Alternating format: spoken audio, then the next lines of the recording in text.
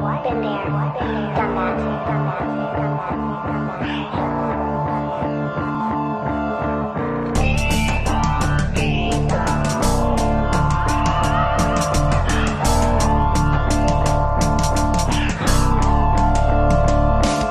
I walk this path with a purpose and nobody can deny. My spirit's always lifted high no matter how much they try to pull me down. They throw their words but I'm always standing strong. My faith is my foundation and because of him I am strong. I don't belong so they don't understand and hate what they see, but all their anger only chains them while in love I am free. Their hate is poison to their souls but I'm always on the rise. No one can ever pull me down cause I can see through their eyes and mesmerized by the lies. Ako daw ay isang tanga, isang nagpapanggap na pare ngunit peke na propeta. Ilang beses man nilang ipahiya sa social media, di ninyo mapapatay ang pag-ibig na nagbabaga dito sa puso ko na wala nang ibang laman kundi ang literatura. Kasi naunang panahon na pilit ay tinatago nila sa masa. Pero bakit tila ganito na ba ang mundo na walang pag-asa? Bakit napakadilim ngayon tila napakalayo pa ng umaga? Disgrasya, di ko mapiling og istorya, bisan ang Biblia kulangon arong masumada. Kanang inyong mga walay pulos na pagpangdaot, maayo pagmutabang mos kapos ug manghinaot.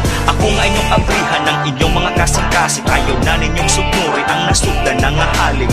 Kinsa man karon sa ato ang walay buling, kitang tanan karon puno atong mga naong pupuling. But Christ is within, kailangan nating gumising. We are God's metaphorically speaking. Meditate because in this life we are making our very own reality. So please start taking your power, your shower, your blessings to others, healing the world from the sins of our fathers. Heaven or hell is now here, we are makers. God is but one, we are all co-creators. Anathema, anathema, yun ang sabi nila. Ako ang sugo ng demonyo kasi kakaiba ang sinasabi ko sa pinaniniwalaan nila. Ako daw magliligaw sa mga kaluluwa. Patawarin yung ama kung nagagalit na sila. Hindi na